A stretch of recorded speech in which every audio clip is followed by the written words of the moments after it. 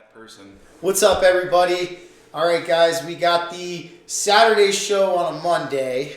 All right, I got Mr. Syruptap back here. He's back from his hypnotherapy down in Durango. We decided we were going to do this show kind of impromptu and on the fly because we didn't get a chance to last weekend. I had the podcast with Natalie. So Joe's back, and we're here to touch base on some things. Joe, why don't you tell everybody how the hypnotherapy went?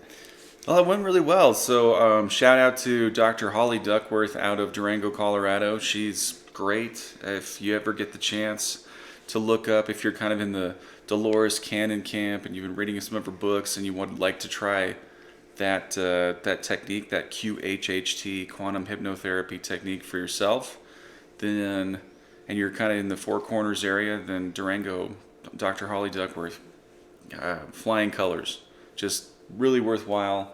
That's pretty awesome, man. That's pretty cool. No way you could be disappointed by the experience unless you're a jerk. well, you know, like if you prime yourself for disappointment in any experience, of course you will. That's exactly what you'll manifest. But if you have an open mind and a curious heart, then that's just the kind of experience I think you could benefit from. I agree wholeheartedly. I've done hypnotherapy before. I actually a member of the spiritual meetup group that we go to out here. She did it on me, and I got to say, the one thing we were talking about even before we recorded this, it's hard for people who've been meditating a long time or people who are truly aware to be hypnotized. It's a tough encounter, and you know it's kind of funny because I myself, I've been meditating for 15 years, and the hypnotherapist herself said, like, if you didn't really know how to do all this stuff, it would have definitely taken longer and it wouldn't have been as efficient per se. But I mean, it's kind of interesting. Joe's higher self touched base with him a little bit on some of the events from his story. So yeah, that was nice to hear confirmation from my subconscious. Really, that process is not going to complete you. It's nothing too magical. It's like, we'd like to talk to Joe's subconscious, and what did you think of this thing? And here, my liminal mind never really left. Some people say that it feels like they're waking up from anesthesia when the whole process is done. For me, my liminal mind was never completely out of the picture, but that doesn't mean it didn't work. The technique did absolutely work, where I was able to, my subconscious mind was able to answer questions without my conscious mind interfering with those answers. That's really interesting. Yeah. I think that's a cool thing, man. And I think I might be next on the books for something like that. Sure. I have a lot of questions that we'd like to. It's Aware Care, Colorado, out of Durango. Dr. Holly Duckworth, PhD, is the practitioner of she's kind of learned from Dolores Cannon herself on how to do, and wow, she just, I guess my concern is that sometimes therapists and practitioners tend to make it about themselves and how great they are. That's not the case with Dr. Holly. She really does. She's a great listener, and at the very least, the entire process was focused on me, which I didn't necessarily expect or need, but it was like a refreshing thing to finally have someone that's like a doctor that's not trying to make it about them and their technique and how great they are, but someone that just was authentically listening. And sometimes it just feels so good to be listened to, you know, especially if you're like a person that's not used to being listened to. I could totally resonate with that, man. I think it's great to actually have somebody listen. It's great to have that person. I try to be that guy for you as much as possible. Oh, you are, dude. Yeah, I try to be that guy for you as much as possible, as you are for me too, man. And you know, one thing I do want to touch base on, especially on this episode, is some predictions for 2023. Okay. I've talked to in a couple of my shows, I've talked about some of the things I believe that are going to go on, and the number one thing I think that is probably going to happen this year. So on the podcast with Natalie on Saturday, she was talking about how Pluto, y'all know we had the Pluto return start in 2021. And that was a very pivotal thing because Pluto and the signifier with astrology and stuff rips up the old control structure. It rips up the power-hungry control structure that's been kind of keeping us at bay for a long time, and it sets forth the seeds for the new rebirth that's going to occur. But one interesting thing Natalie did said that is in March, Pluto's going to be entering Aquarius. And Aquarius is the age where currently about to be heading into. So Outpouring. the outpouring. So one thing I theorize though about that too is a lot of the children that are going to be born this year are going to be definitely highly gifted. That is number one thing that I do believe. I think that I've talked about it before. We're approaching a renaissance. We're starting to get there.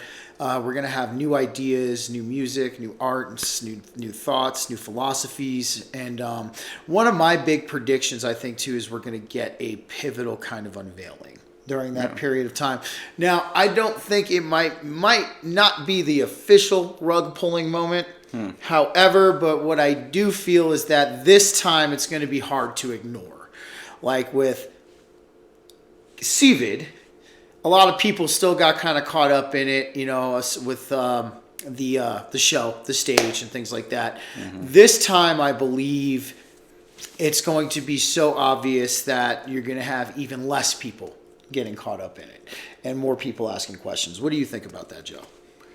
Yeah, that's a great question. So the overall thrust of 2021, 2022, 2023, if you add those all up, you get 6, 0, negligible, 6, 6. A great 3 years, really, for bringing about the interview with the devil. You know, your deal with the devil. What does that look like? To be given the opportunity to identify with your autocratic, control-seeking self that wants to tell other people what to do, meanwhile ignoring your own faults. Yeah, that's the 666 fleshy self getting a chance to have all it wants. You know, to be that cart before the horse man that tells other people, oh, wear your mask, get your vaccine, 6 feet apart, 6 feet apart, you know. Vaccine safe, but... but all that's so far, the amazing thing is that the people that bought into that mindset are looking increasingly ridiculous right now. You know? Yes. I would agree. I would have to agree wholeheartedly too. So actually, Dan Underwood, shout out to you, man. You had a post doing statistics from the swine flu vaccine, the rotavirus vaccine, and then the CVID vaccine. So swine flu vaccine, what it had 1 bad case in 100,000, and they recalled it. Rotavirus had 2 bad cases in 10,000, recalled it, and now the CVID vaccine has 1 bad case for every 800 and is promoted. Right. It's promoted. It's good to go. I can't see a thing wrong with it. You know? They knew it was 99.6% effective before they even made it. They already knew. That's right. I saw this meme that was like, it was something ridiculous. It was like, man dies from COVID vaccine, but it would have been much worse if he hadn't had the vaccine. I love how they do that, man. I swear to God, that, like I said, it's getting trolled into the awakening. Like even with the article Tim Pool did, that how people who didn't get the COVID vaccine are more likely to get into auto crashes or auto accidents. So I'm like, this is what I'm talking about, man. Getting trolled into awakening, but it is. Okay, so this actually reminds me of something that was really salient and really pivotal that came away from my experience in Durango. Okay. And it was something that Dr. Holly recommended. She had several books that I could pick from, and I've already read a lot of the ones that she had on her shelf. So the one that she recommended and the one that I agreed with was Convoluted Universe by Dolores Cannon. And this was book 5. And the specific reason why she recommended it was because in the table of contents, there is chapter 18, which is the backdrop people. And the backdrop people. And a lot of what I was telling her in the interview prior to the hypnosis session, and then even during the hypnosis session, related back to this idea of backdrop people. And I don't want to put words in her mouth, but we had this long discussion about what backdrop people are. And we've mentioned on this show over and over again the idea of actors and the invisible college and this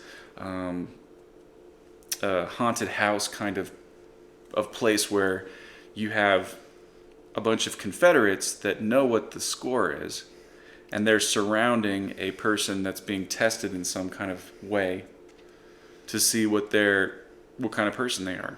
Are they a violent person? Are they the type that would shoot up a post office or a school or a hospital. What I think is happening is there's a bunch of people around the world, maybe a very small fraction, let's say less than 1% of people, that have a big red flag above their head in some database, the Galactic Federation database. And the Galactic Federation, one by one, is going through this list of people with red flags over their head, and we could talk about what gets you a red flag. There's a lot of things that could probably a lot of things that could potentially land you on a list, a no-fly list, so to speak. But the point is that this group, one by one, sets up a scenario, a false flag. Okay, call it by any other name would be a false flag, where they get this person kind of surrounded and isolated. Again, think siege, not ambush. And they let that person play out their worst tantrums. They might hand them a gun. The gun is full of blanks. Think Alec Baldwin, okay? And the gun is full of blanks. And they let that person believe that they've just committed an accidental murder and see what they do. Or they let that person believe that they've just landed themselves in a mental institution and see what they do. Exactly. You know what I'm saying? And so they give you all the rope you need to hang yourself. If you're the type of person with the red flag over their head, there's a lot of boring people out there. I'm sorry to say. There's a lot of do nothings, be nothings, go with the flow, sheep, wear the mask, don't wear the mask, do whatever the people around you are doing. Those people are never going to go through this test. It's not. So the number one thing too, this what Joe's saying, I unfortunately I do have to agree. There are, and some of those people, ones we would coin the people pleasers. Right. Definitely kind of contribute to that situation. Right. And I do think that, so actually it was funny. So I brought up the first the Star Wars or the Star Trek Next Gen first episode with Natalie on the podcast. You did? Yep. The Q episode? Yep. Okay. So I ran it by her and I was like, and I was like, well, listen, look, so me and my buddy Joe, we have this theory that, right now we're kind of being tested. And she was like, well, what do you mean? I was like, well,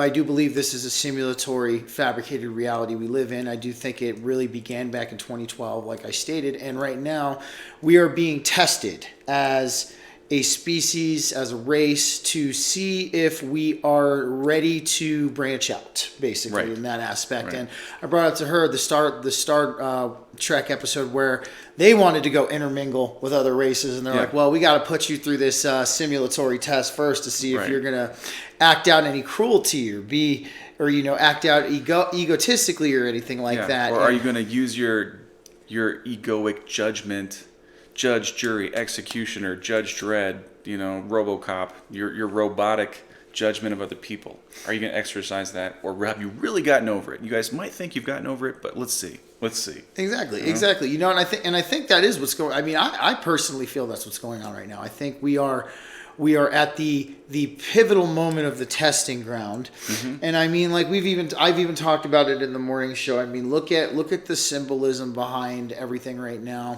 The one thing I even talked about is how the idols are false that we worship. And I mean, I know a lot of the people, some people might kind of cringe when I say this, but the whole Liver King situation, I think, was a huge, big symbolism to show you that your idols are false. There's not a lot of this stuff, even the downfall of Hollywood, even the downfall of Amazon, the mainstream media, all of that. Balenciaga, all of that stuff. Kanye West. Oh yeah. The Kardashians. It's all showing you that it's all a false framework. And I think that is the most beautiful thing that we've kind of got out of this so far, is that really all in all, the big thing I think is being pointed to us is you guys have to stop looking for something to save you, and we have to save ourselves.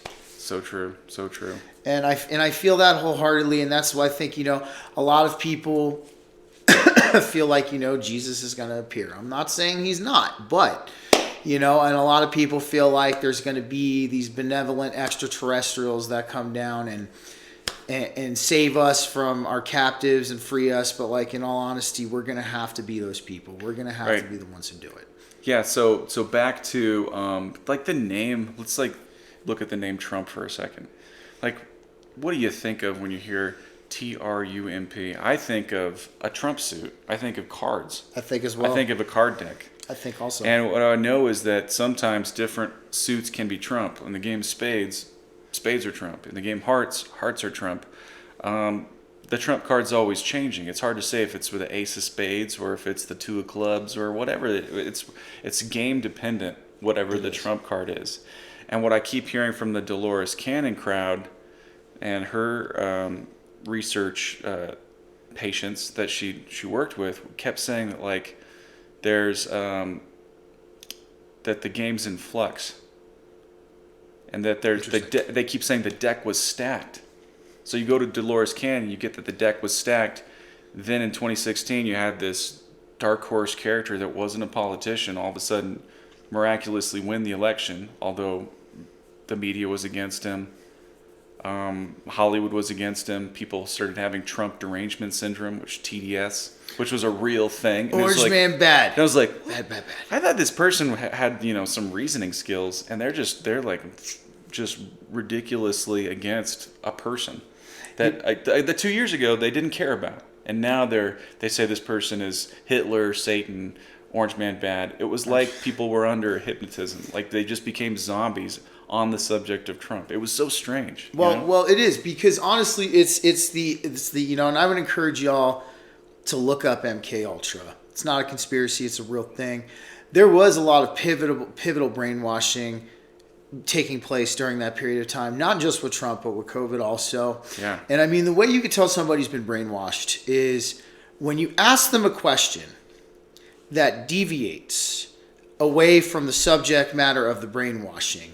They cannot answer that question. They will respond in subject matter that is directly related to the brainwashing context. It wasn't a matter of IQ either. That was the funny part. Because I was a huge fan of Sam Harris. I listened to every podcast he did. And he was on Joe Rogan. And I thought, like, this guy, he's a sharp cookie. And then when it came to the subject of Trump, he lost his fucking marbles. Like, it just was like TDS all the way. And it's like, I can't even listen to this guy. He's just endorsed Joe Biden, who is some kind of robot. He's not the real Joe Biden. He's not, man. And, and you guys can even take a freaking two photos, guys. Side by side. Him from the 80s, early 90s, and him now, he does not look the same. And people think it's crazy that we say that. But, I mean, you even look at Joan Rivers, who passed. When she passed away, she made a post that said that Obama's gay and Michelle's a transgender. And then, what happened to her? The memes have been rolling in on the Michael Obama thing. The Michael Obama thing for a while. Michael Robinson. Okay, like, it's gray sweatpants season, and it shows a picture of Mike. Oh, shit. Well, even talking about the background people, so that's kind of even where I started to believe that, is because, like, I started to look at, a lot of people hear me talk about COVID, but, like, I think for me, COVID was a pivotal turn in the awakening process here on this planet. It forced a lot of people into awakening, and that's why I do talk about it the way I do. We love COVID. Thank you, COVID. We love you more than Invisible Nancy College. Pelosi. You did a great job. Yeah, it's like, you did a great job on that one. At first, I thought I felt like I was getting raped in the butt, and then it felt kind of cool. At first, I didn't mind that it didn't take me out to dinner first, and at least try to it's like. It fucked me on Christmas. It fucked me on my birthday. It fucked me every day. On Easter. Well, I like to be wined and dined before I get fucked, but then COVID-19 just came along and fucked everybody. COVID is not about foreplay. We'll put it that way. But anyways, but same thing. I'm looking at all these people. And then wait. Trump was kind of like, I kind of endorse it. I kind of don't. I kind of take both sides of this. Operation Warp Speed. Get the vaccine, but you'll understand that the vaccine is a complex metaphor for something about communism, but you won't get that because you're fucking stupid and grab him by the pussy and we're going vote for me in 2020. Okay. We're getting Warp Speed done, under budget, understaffed, but it's happening, all right? You're supposed to understand that I hate Bill Gates and I hate Jeffrey Epstein, but I'm going to give them all kinds of money because that money is like rope that's going to hang them, and you'll understand this complex metaphor. Okay, so go with it. Okay, just go with it. But as I was saying, that was great. As I was saying, that's where I started to really believe the backdrop people, and some people call it NPC theory, was during the whole that time because non-player characters backdrop people, the invisible college, okay, these, but mostly just NPCs is my favorite term for it. Non-player characters. They're just like backdrop people. And now the fraction of who is a real person with real blood that was born versus people that are just like fillers in a crowd so that when you walk into the airport, there's a long line at the TSA. Well, Which is it? Well, what is the fraction? Is it 90-10, 80-20, 50-50?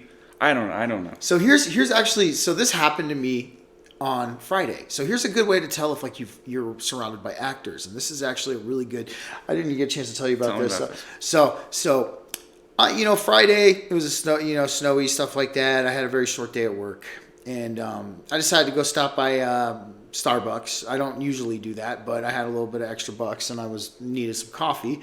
I love my coffee, you all know that. So I went to this Starbucks off Federal Boulevard in Denver here, and it was either 44th or 49th, somewhere up in Highlands. And when I walked into this Starbucks, now mind you, every single person behind the counter was wearing a mask, but the vibe was off. And I guess the best way what I mean by the vibe is off is the vibe was strange.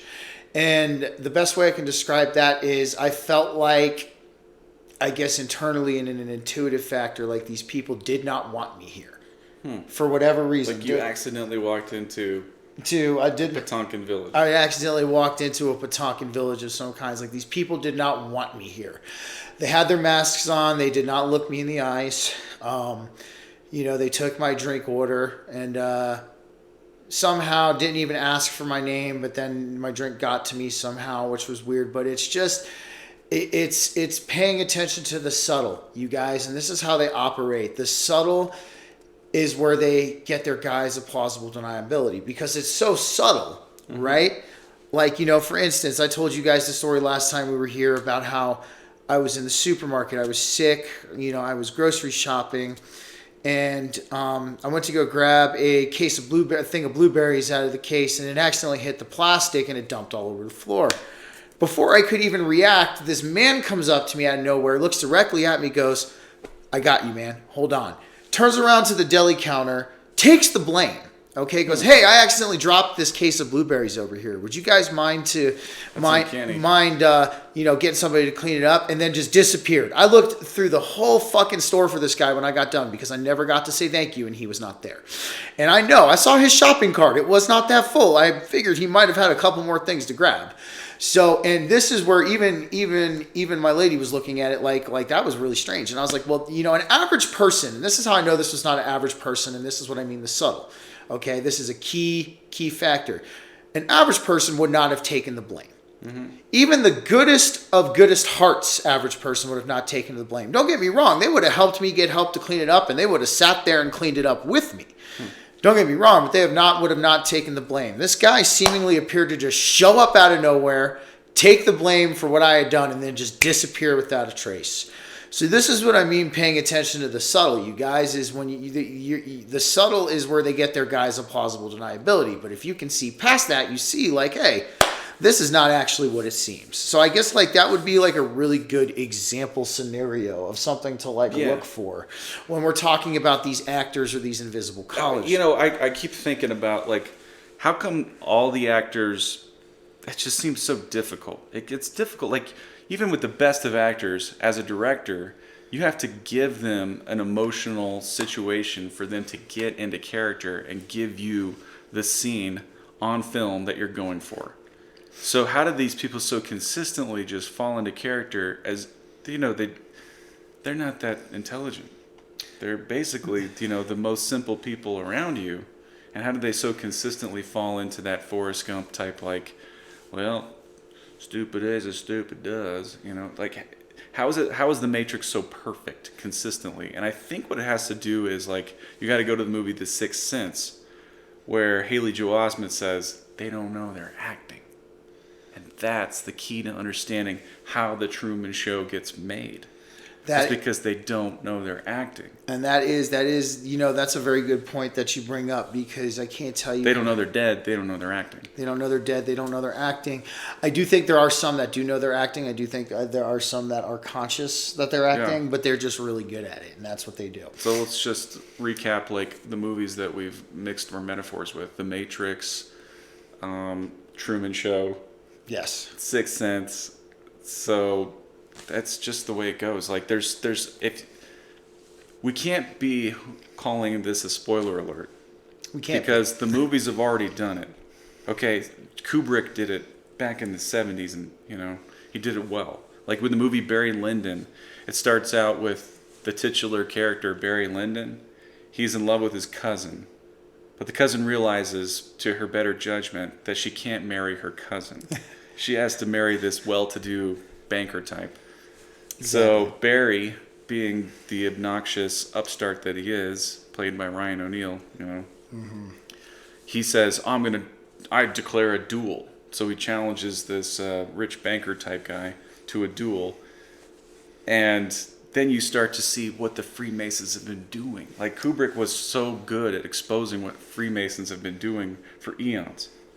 And he shows how the Freemasons are, you declared a duel. Okay, well, we will host the duel. It'll be 2 weeks from now. Yeah. And they pack the pistols for the two gentlemen, and they stage a death. And then, they let the Ryan O'Neal, Barry Lyndon character, act out all of his rage, throw his tantrum, get his duel and his pride taken care of.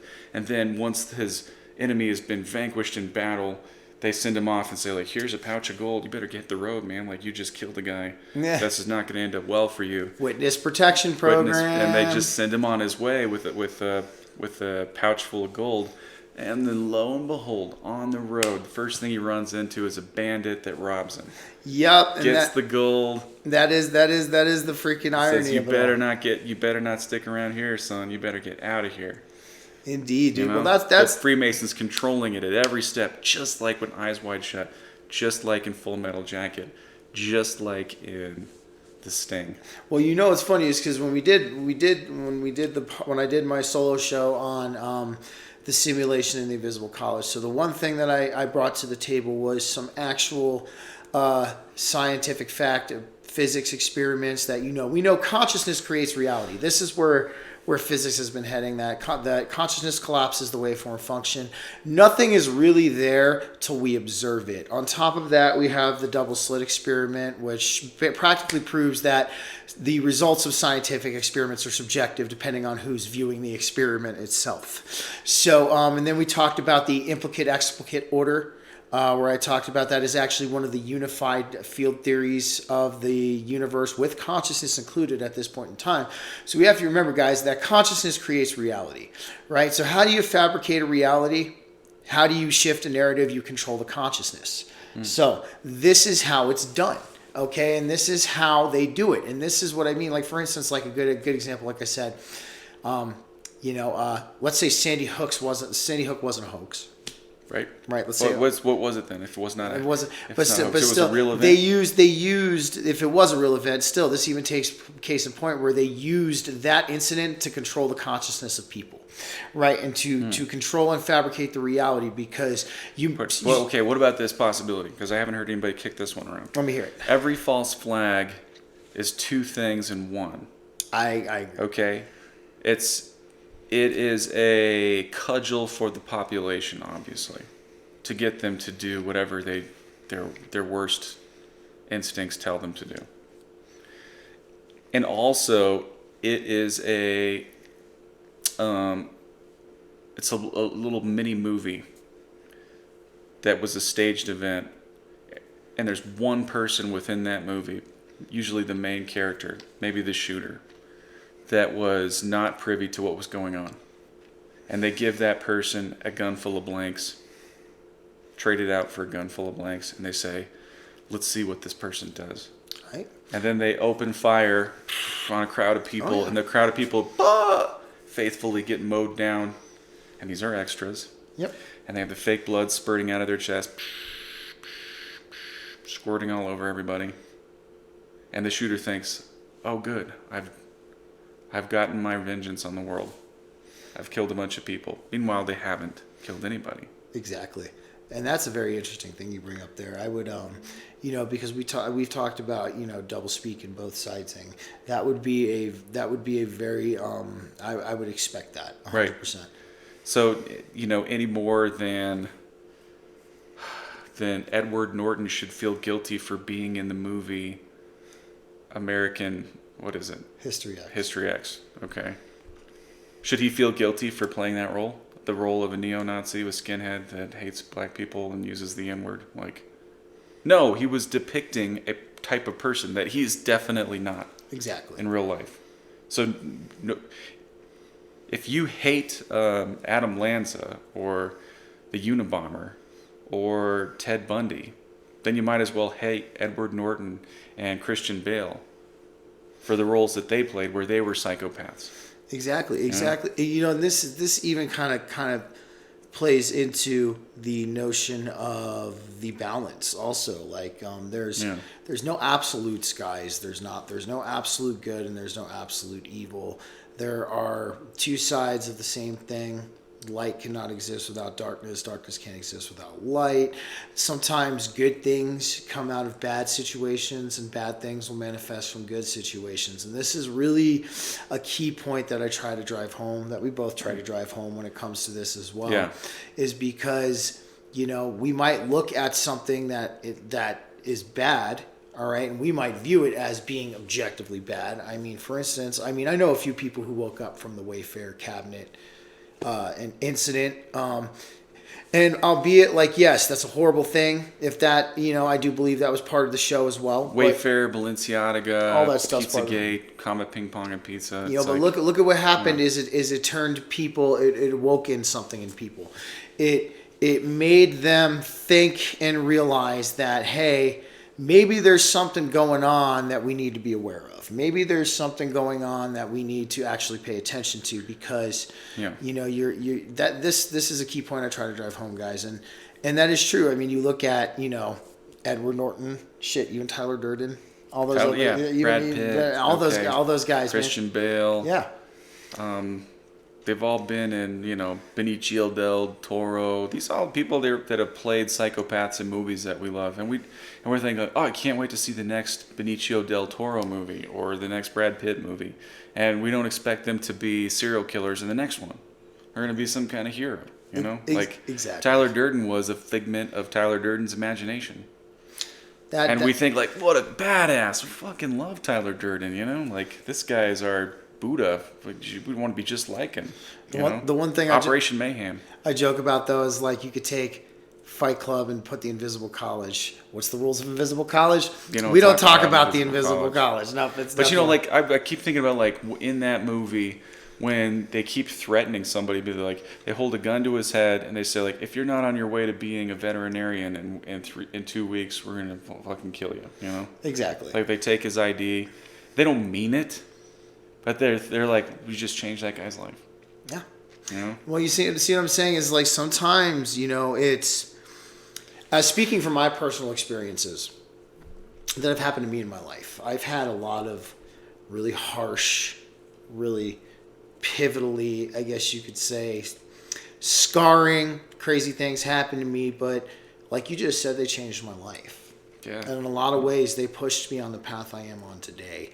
So it's you might have that person, that actor that comes into your life that you might think is malevolent. Mm-hmm. You might think has ill will, but absolutely. But in all reality, they pushed you. And I'm actually kind of having, as I'm talking about this, profound realization about some people that could have possibly been in my life, but they could have been the ones to help push you alongside, because that's the pragmatism aspect of it. Mm-hmm. That's the higher dimensional pragmatism. We're well, if we act like this and showcase this, he's going to realize that this is not what he wants. Absolutely. And then he's going to actually realize what it is that he does want, and he's going to go for that.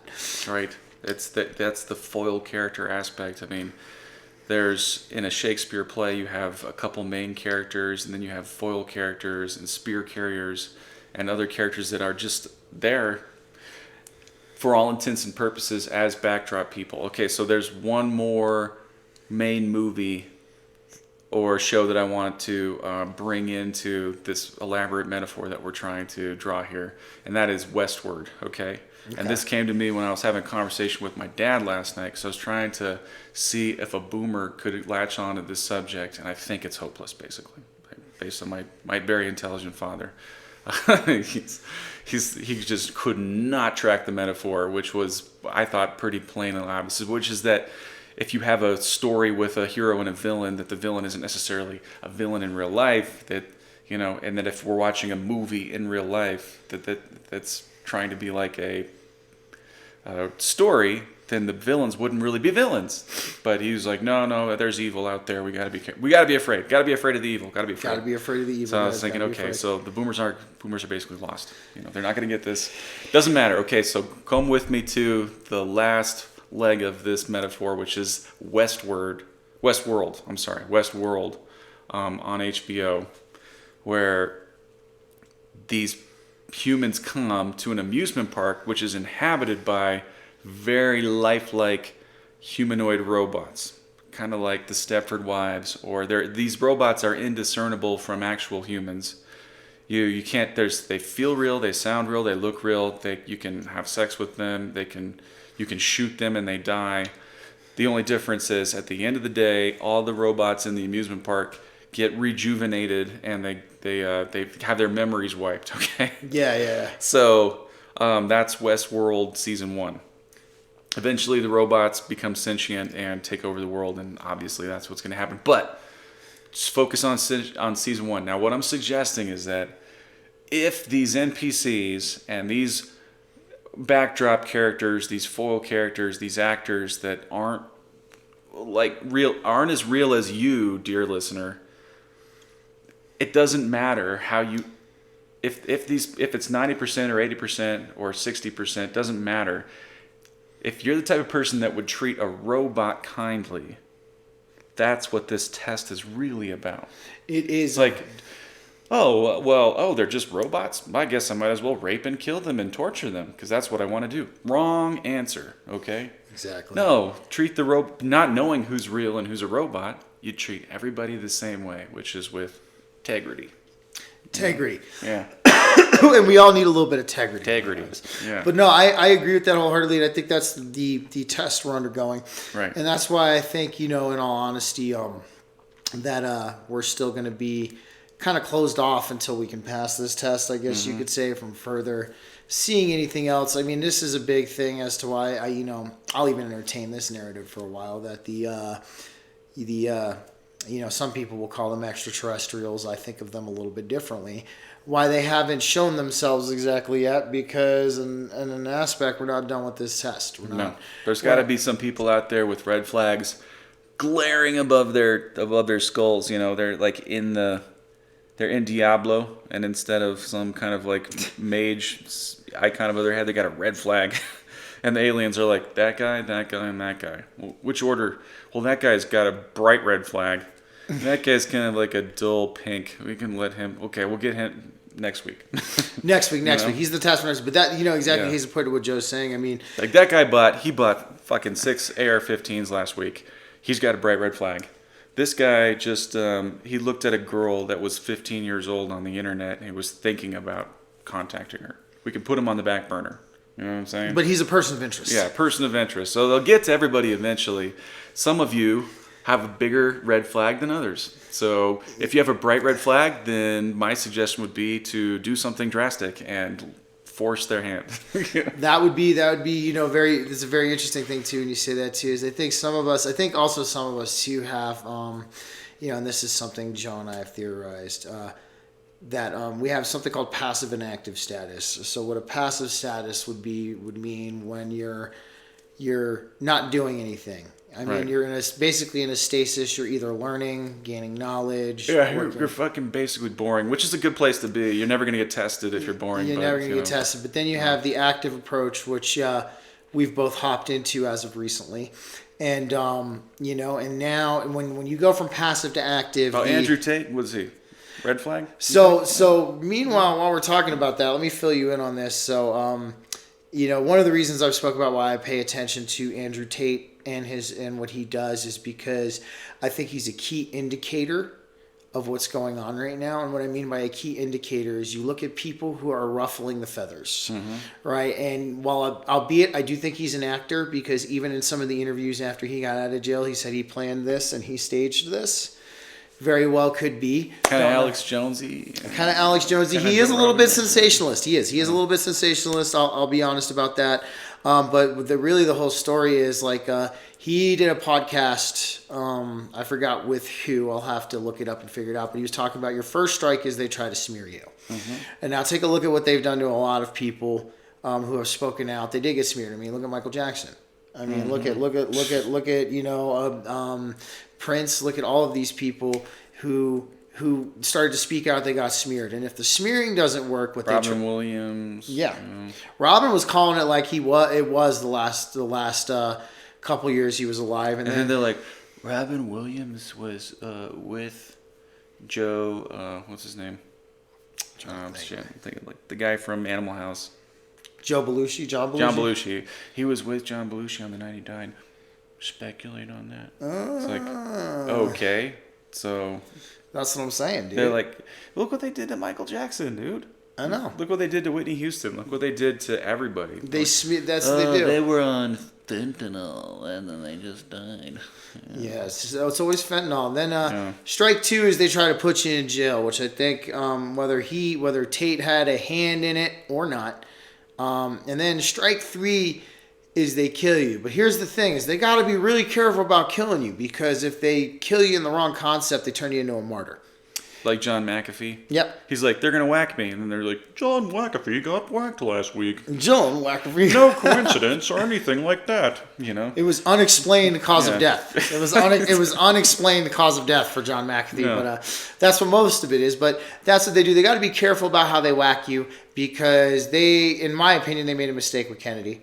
They definitely kind of turned him into a martyr a little bit, and hence why even the term conspiracy theorist came into being. Like sometimes Adolf Hitler, after years of loyal service, he just gets burned up in a structure fire and definitely does not retire in Argentina at a hotel for years and years. Did not, and some of his people did not flee to Antarctica. They most definitely did not, and probably do. Yeah. You know what I'm saying? We would never want to lend any credence to that kind of a conspiracy theory. Definitely not, man. But that's even something I brought up too. It's funny because and that seems to be the favorite narrative of a lot of people, conspiracy theory. But I even brought up in one of my podcasts that that term was invented during the Kennedy assassination by the CIA for people who question the official narrative. And lo and behold, what we find out in 2016, the official narrative was a fucking lie. Dude. So what does that mean for the term conspiracy theory? What does that mean? It's like, that movie, The Dictator, with Sacha Baron Cohen, and he's Aladdin, and he's like the dictator of that Wadia. Yeah, Wadia. And he keeps going around, and everybody he comes in contact with offends him in some way. So he's like, kill this person. Go to jail. So he's like, oh, I love you. You're a good person. You're so loyal. And he tells us, you're a good person. Well, that's like. But then he goes to New York, and he's a private citizen now because he's been through a coup. They got his body double parading as him, and he's just a guy out on the streets trying to preserve his own life. And he realizes that he goes to this hangout, this Wadia kind of hangout. And it's all the people that he had executed. Hanging out together. It's like they weren't executed. What the fuck is this? Witness protection. Okay. Witness protection. It even reminds me of, what was that? I think it was on Parks and Rec, the dude where he's like, in my country, you go to jail. You undercook fish, you go to jail.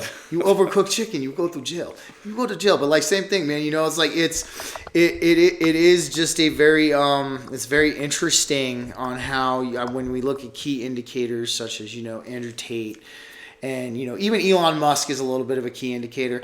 I don't trust him. I know a lot of people, I've given you my stance on billionaires. The one thing I give Elon a little bit praise for is he is kind of bringing things to the table that we do need to address and that we do need to talk about. But then again, I'm going to take a standpoint on Neuralink's a very freaky thing, and that is some end of days revelation kind of style, beast system kind of thing. There's look at it. So I feel the same way about Elon talking about Neuralink as I do about Johnny Depp depicting Hunter S. Thompson in Fear and Loathing. That's probably Okay, it's like Depiction is not endorsement. Depiction I can't is not stress that divorce. enough. That is true. That is it's true. like, Depiction is not. Oh my God, Johnny Depp played Hunter S. Thompson, and he's depicting a guy that's drinking adrenochrome at the end of a Terry Gilliam movie about Hunter S. Thompson.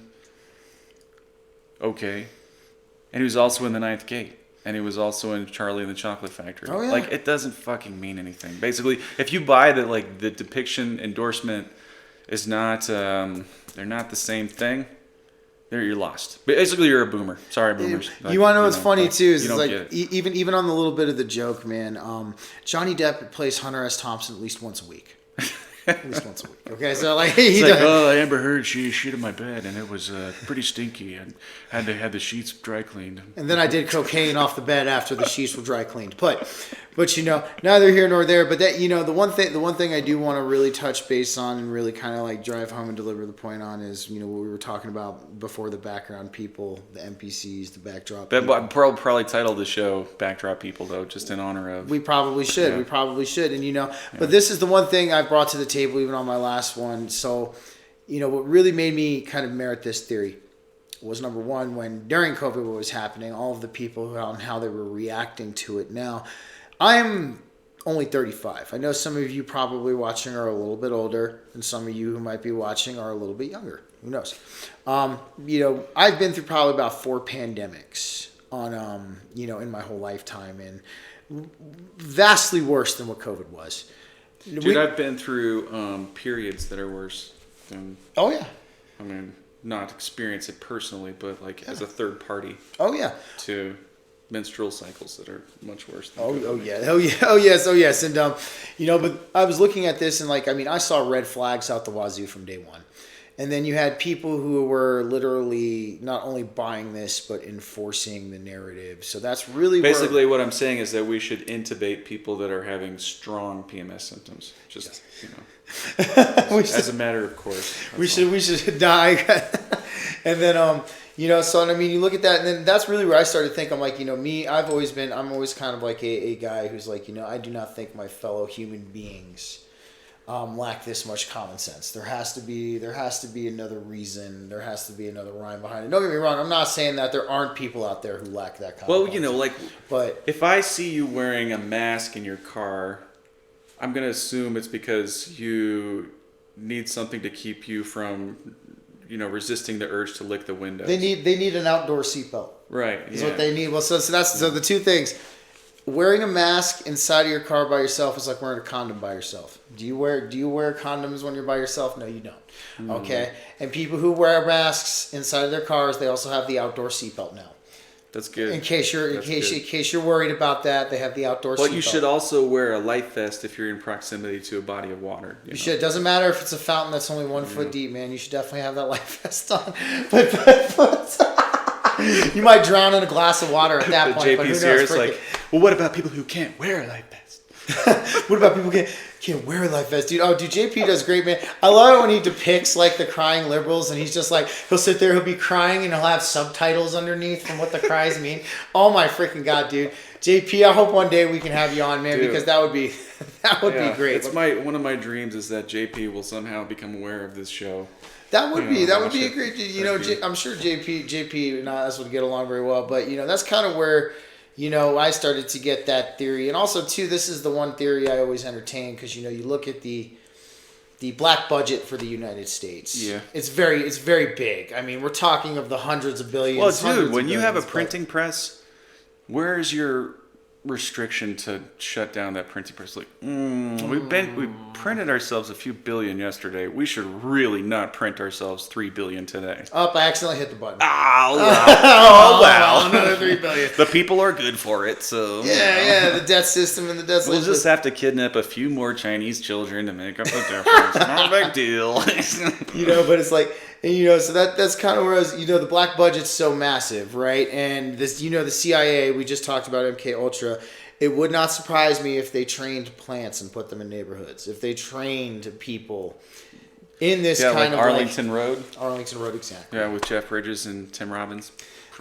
That's definitely a real movie. It's a very big possibility. I do think that could indeed be the case, and that would even fall back into the invisible college backdrop people, because they would be In essence, members of that, just keeping it down low. Yeah, and so these people, these actors, these less than like we're assuming that everybody's watching this right now as a real person. You can pinch yourself, and you can remember being a small child. You're real. You are real. And anyone that you walk up to and say like, "Hey, can you remember being in second grade?" They'll have a story for you. It's so strange because it's almost like by interacting with someone, you ensure that they're not an NPC. Because an NPC would not be able to interact with you. Mm-mm. They are strictly just part of the scenery. They are. You know? It is. It's almost like they are manifestations of the simulatory reality itself. Right. And the one way you again, this is what I talk about looking at the subtle, is go and ask them questions. Mm-hmm. And go and interact with them. You'll notice that there's a difference. It takes them a long time to really answer super basic questions. Which can be interesting, or it could be nothing. Like I've had family members be able to not answer questions quite correctly, and it doesn't mean anything. Doesn't mean, yeah. That's why the plausible deniability thing is such an important aspect of this, because you're never going to prove anything to yourself. No matter how much attention to the subtle you pay, it's going to be elusive. It's going to be elusive indeed. You are correct about that. You are, and and because of the plausible, that's why I was actually talking with Carl Wiseman about this. This is Bill Hicks actually started to lift that, guys. And that is why I think I think they did what they did. That's why they had to turn him into Alex Jones. That's why they had. Carl actually brought that up. Carl, if you're listening to this, bro, like you brought that up in my messages. I thought that was really interesting. But yeah, he did turn him into Alex Jones. Could have very well been possible, man. He went from calling out the elite to talking about how the frogs are becoming gay. You're like, Joe, you're on a ride, man. Just like Bill Hicks said. Oh, I'm nothing like him. Notice that? Well, dude, you want to know what's fucking funny, man? Is I always have my impression of Alex Jones when he's on Rogan's podcast. Is he's like sitting there, and you just hear, and then he takes a shot and he goes, Joe, let me tell you something, Joe. I'm not all right. I have an alcohol. I have a real problem right now. In fact, I'm thinking of putting a 1911 to my chin later on after I go home and just pulling the trigger, Joe. Joe, I'm having a lot of Alex, don't do that. Joe, I'm having a lot of issues, And it's like, but I mean, that's actually a very good rabbit hole we should touch base on. Is that just for shits and giggles? Because but we do, Alex. We know you're part of Mossad, and we forgive everything. Like, you know what? We don't think you should give those fuckers a dime of the money that you've fake lost in a fake lawsuit, okay? Yeah, no, it was all show, bro, and that's what I'm talking about. It's all show. You remember it was like $1 billion. $1 billion to Sandy Hook victims that keep forgetting what their children's names are. No names disclosed, just victims, okay? Yes, victims of Sandy Hook. Okay, pay that $1 billion now, okay? I mean, it's even the same. It's the same. That whole lawsuit was the equivalent to the January 6th committee. Operation Alex Jones Warp Speed. Play the $1 billion, please. Okay, Mr. Bigglesworth. Meaning me stop humping the laser. That's for world domination later. But seriously, that's what I'm saying, man. Like it's a show, just like the January 6th committee. And the January 6th committee is to me it's the most hilarious thing. We'll get that, Donald Trump, if it's the last thing we do. Mr. Gavel bang bang, tear up the speech. Meanwhile, in Congress, as the FBI is getting grilled for having people. That's what I'm saying. See, that's again talk about how they control the narrative. Let them eat cake. I believe someone really smart said that. Yes, let them eat cake. Smithers. Yes. Smithers. Who said let them eat cake? Was it me? No, Mr. Burns. Mr. Pelosi. No, Mr. Pelosi. Same thing with that shit, dude. I mean, it's like I mean. Let them eat ice cream from my freezer. Yes. From my freezer. But it reminds me of the episode of where he was getting the injections and they were dilating his pupils and freaking out. I bring you peace. I bring you peace. I don't bring you peace. I bring you fear and pestilence. Dude, I'm telling you, man. I mean, it's definitely the same thing. It's a show because it's trying to, again, with consciousness creates reality, like we said.